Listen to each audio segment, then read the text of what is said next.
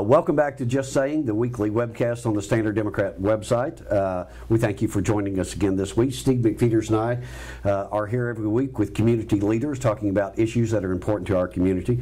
And we are very privileged and honored today to have Sikeston Mayor Jerry Pullen with us. Jerry, thank you for joining us. We appreciate you taking the time. The problem with meeting with the mayor is that we have about a 10-minute show, and we could probably spend an hour and a half with you today. So we'll try to cover as many topics as we can. The first one we were just talking about briefly. We were at a meeting yesterday pertaining to trying to resolve some of these condemned structures that we have in Sikeston. I think we still have about 200 problem properties, and you led a group to Jefferson City last week to meet with the Attorney General. We did a little follow-up. Tell us what's going on that issue. Well, we did a tour yesterday, which you were on, and you didn't go on the tour, though, did you? No, I've driven the bus before. Then we had a meeting afterward. We took the Attorney General, Chief of Staff around Sikeston to all the properties that the LCRA owns, and dilapidated properties. And to start that out, Mike Bohannon and I and Mike Marshall flew to Jeff City last week and met with the Attorney General's Chief of Staff and one of his aides, and explained to him that we need some help with getting something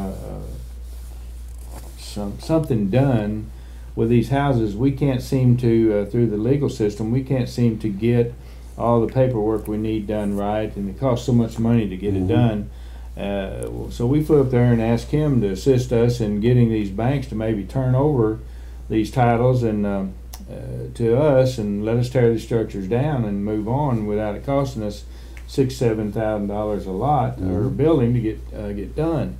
And so he came down, which I think that showed a lot of interest for him to drive down here and take a whole day. No doubt about it. To come down. So I think they're definitely interested. And when we met with them afterward, which you were there, and we had the LCRA, and some of the council was there, and several people that asked questions, and he gave some answers, which I feel really good about him coming down here and them getting involved in this. I think we'll see some action out of it. I really do. You trying to get clear titles on these houses? Yes, is that the deal? I think whether the bank has them, what's happened, the banks have pulled away from this LCRA because they don't want any part of it.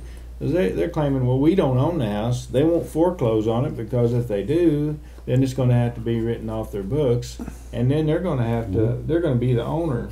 But I think what the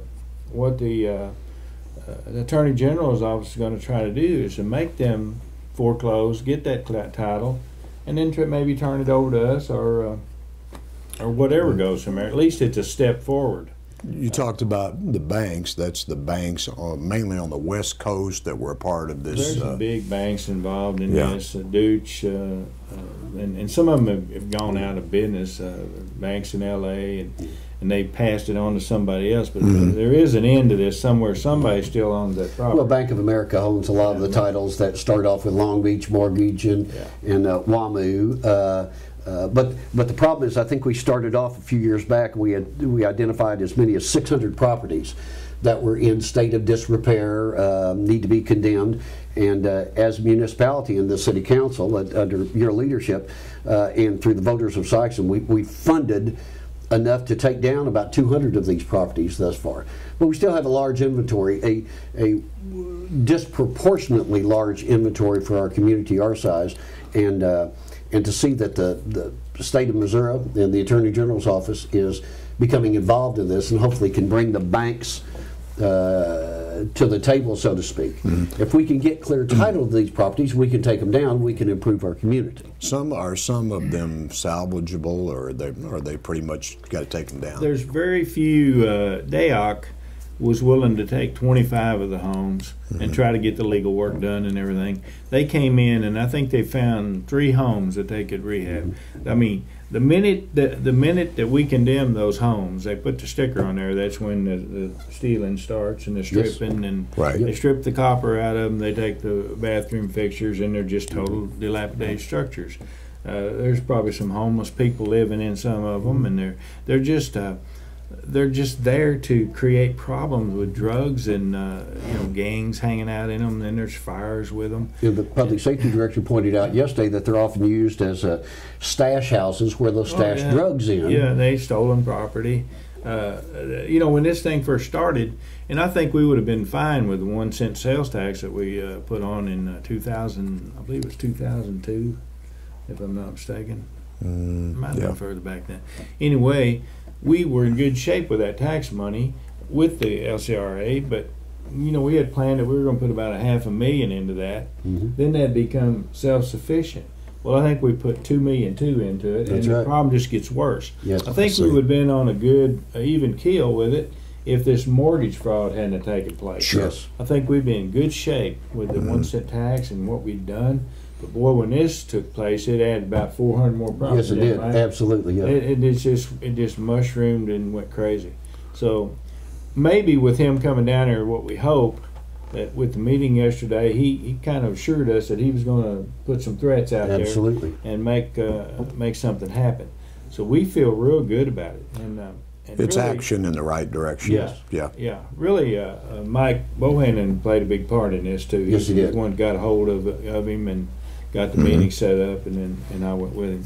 But I'm really excited about what that meeting yesterday. I think we'll get some action. Because we've talked a lot about, there's been meetings with employers. We want to get more people living in Sikeston, and affordable housing for working people is a good way to put it, I think. Yes. And so anything we can do with this issue is going to help. But what else do you think, Jerry, we can do to encourage more housing development in that range that people can afford? I don't know what it is. We've talked about it. Is it 90 to 120 or $100,000 house? We need more of those. Well, I think Steve, that if this Attorney General makes some headway on this issue that we're talking about, if he gets that done, I think it'll open up a lot of properties. But right now, with the properties we've got cleared, no one wants to buy those properties and build on them when it's next to 3 dilapidated structures. True. Right. But if we get those dilapidated structures torn down, and then the house, 3 houses down and across the street are really nice homes, and they take care of the yards, then these builders might want to come in and buy that property for $1,000 a lot. That's right. I wouldn't care to own some of them if it was cleaned up down there, build homes on them, rent them. But they're not. You've seen the houses going up on Northwest Street. Because it's a clean area. Absolutely, it is. And he's built 6 or 8 homes there and rented them right out. I think you'll see some action on that part. And we've also got to think about our industries, coming in here. When people come in here with an industry and drive the area and look at all these dilapidated structures and think, oh man, I'm going to go somewhere else. Right. And I think that's what Jonesboro and Paragould got going for them, They're cleaning up those areas and making it look presentable. Well, want to come. And the purpose behind LCRA first is the clearance part, and that's what we're addressing today. And then the redevelopment part, as you state, will follow that. Yes. But we have to get a handle on clearing those, and if the Attorney General's office is successful in bringing these dozen or so banks to the table so that we can get clear title, I think through the sales tax that you spoke of earlier, we could probably find the funds to remove those properties. But it's been a long road, and I think probably longer than any of us had expected when we first started on this journey. I think it has too. But I think that in the next year you're going to see some results now. I really believe that. I do too. And I think if we get these structures torn down, get all these lots cleared, that you'll see some builders want to buy those lots, come in and build some homes. I agree. Decent people renting them. And it's all about how you perceive your community, and the BMU building, the DPS building under construction, the Housing Authority building. Now we need to get some headway with real housing for real people. Right. Absolutely. I think when you get this DPS building underway and get it toward ending, you'll see across the street. I think Matthews is going to do some things across the street. I think you'll see downtown improve. I really do. And Sikeston has done a lot in the last few years as far as downtown. It looks a lot better. You got the downtown group working in the vision committee, and I believe you're going to see some good things happen in Sikeston. And I believe it's a great place to live. It's a good place to raise a family. We got a good school system, no matter how bad some of the people talk about it. But Sikeston is a nice town, and we've got that industrial park that's got room for industries to move in. We're looking at some new industries coming in. It's on the table now, so I feel real good about the future. I really do. Yep, and Three Rivers making their commitment. Absolutely. We've already got Southeast here, and the key is there's a lot of people that work in our community, and providing good places for them to live is the last piece of the puzzle, but that's a huge problem. It is a big one. There's another discussion going on, and as I mentioned, we could spend an hour or so with you, Jerry, and we do appreciate you being here. There's another discussion that's generated some headlines lately, and that's the consideration of a CID to improve the Malco Theater. Yes. It's been swirling in the background, and in short, a CID would establish a taxing district out at Midtown or Village to make improvements at the Malco. They have approached us wanting to impose that tax. There are some merchants in that district who are opposed to it. I think there's some council that's opposed to it as well.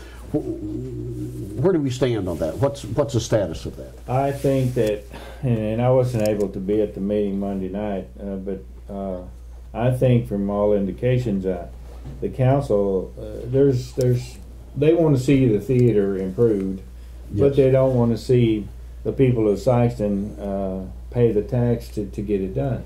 They'd like to see Malco put some money in this thing. I think Malco said they were going to be putting $1.2 million in it.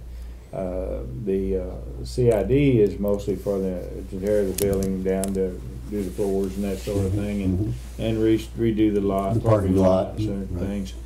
But in my own opinion, I just feel kind of that it won't pass.